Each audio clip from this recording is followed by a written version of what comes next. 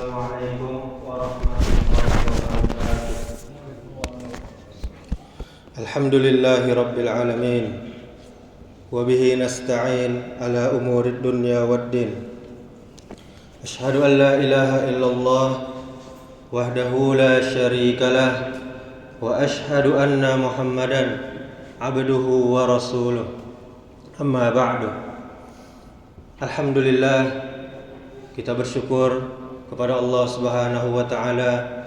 Kita memuji Allah Subhanahu wa taala sampai saat ini kita masih sehat walafiat. Kita masih diberikan nikmat iman dan Islam sehingga kita dapat berkumpul di rumah Allah ini, di masjid ini, dalam rangka untuk melaksanakan salat zuhur berjamaah dan mendengarkan sedikit nasihat agama.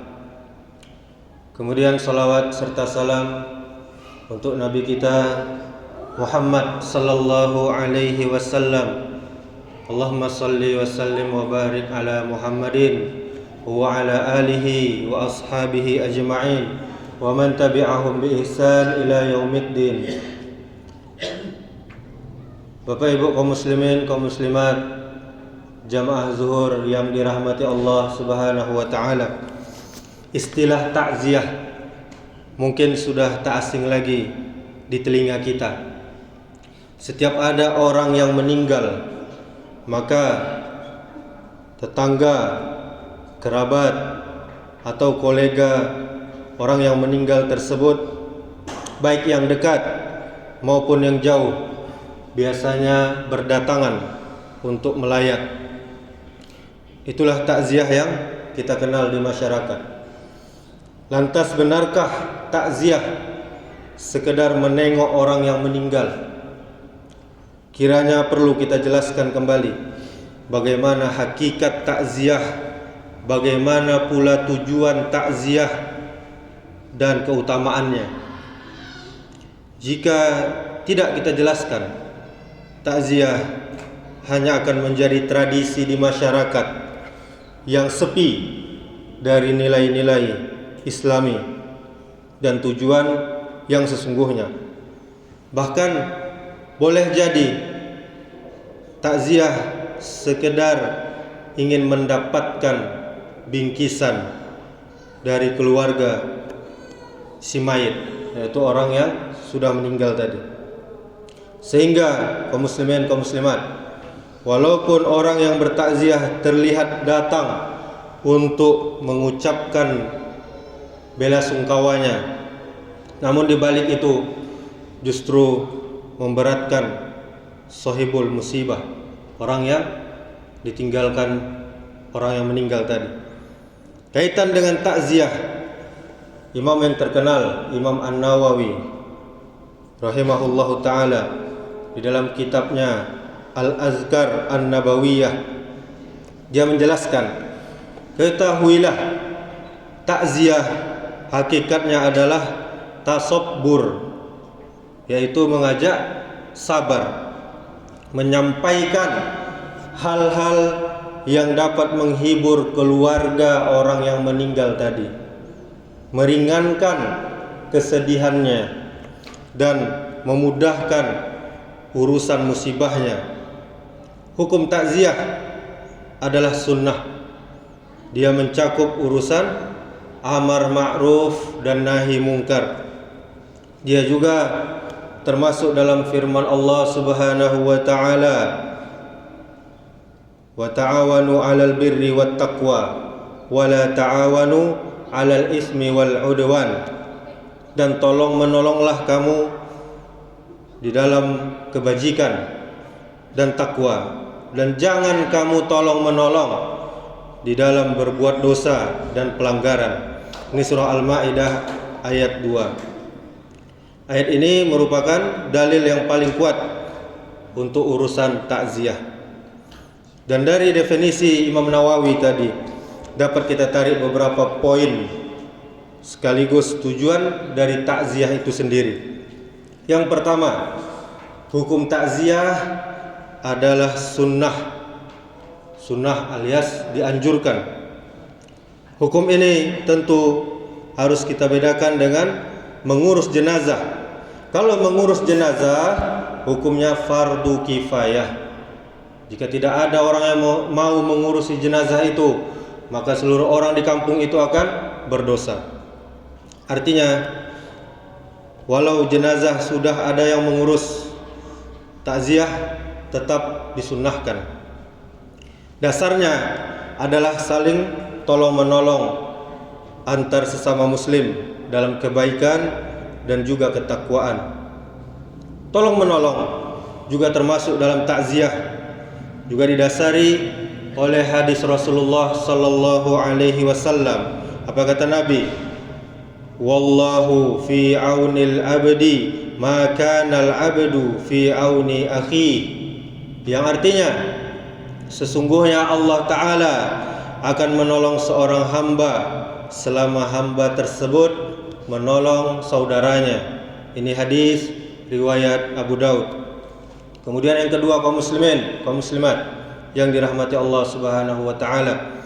Takziah bukan hanya sekedar menengok atau melayat orang yang meninggal, melainkan juga kita dianjurkan untuk mendorong keluarga yang ditinggalkan untuk bersabar, berteguh hati dan menerima musibah kematian orang terdekatnya.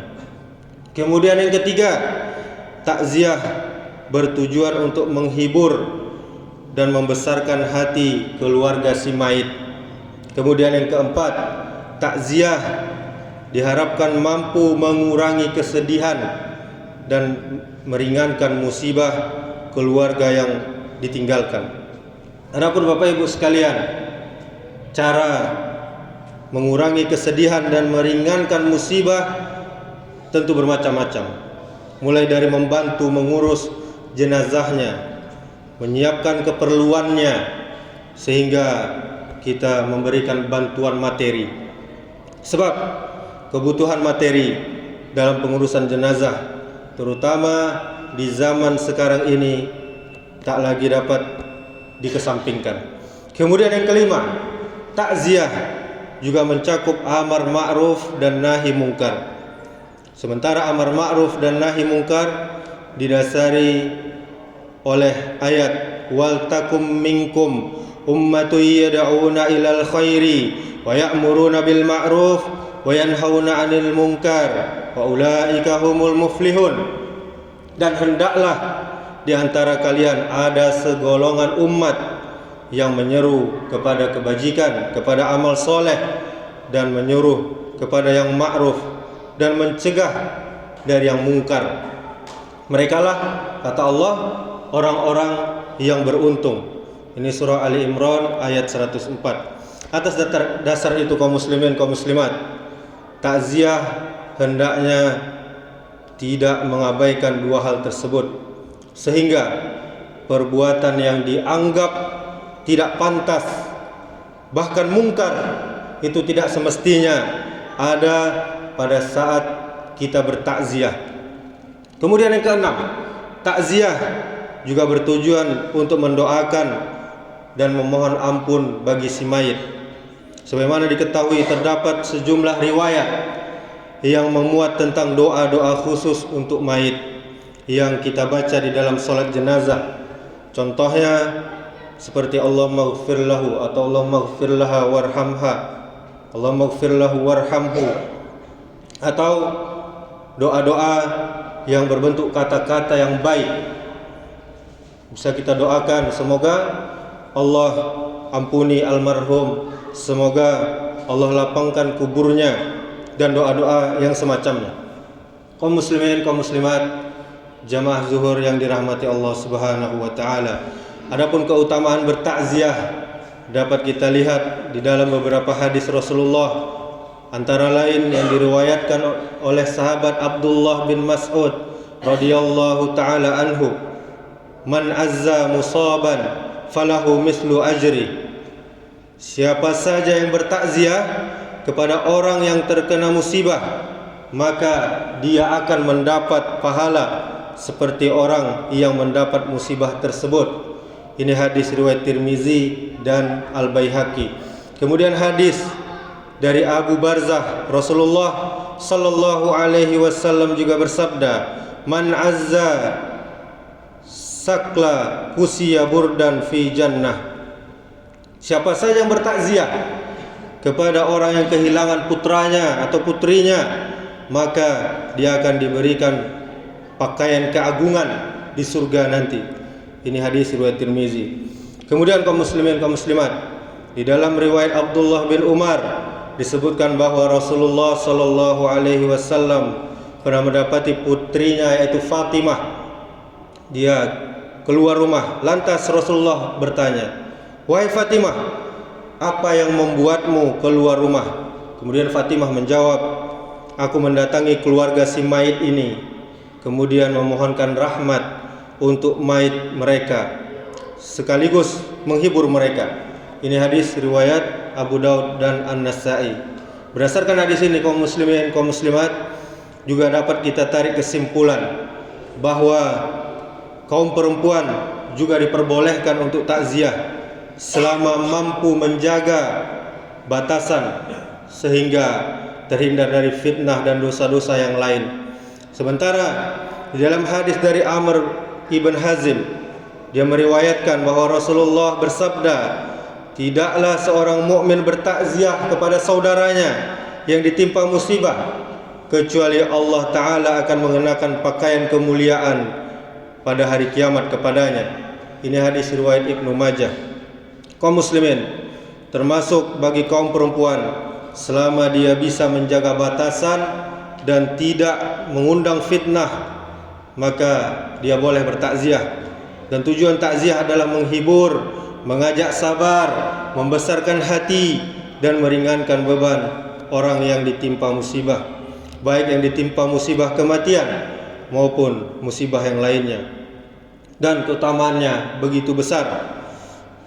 Dan sebagaimana hadis-hadis yang kita bacakan tadi, semoga takziah bukan hanya sekedar formalitas tanda kita ikut berduka, ikut berbelasungkawa, namun setelah bertakziah ada peningkatan iman, peningkatan takwa. Semakin yakin kita adanya kematian itu, semakin kita menyibukkan diri dengan mempersiapkan bekal menunggu kematian. Demikianlah, semoga bermanfaat. Subhanakallahumma wa bihamdika asyhadu an la ilaha illa anta astaghfiruka wa atubu ilaik. Wassalamualaikum warahmatullahi wabarakatuh.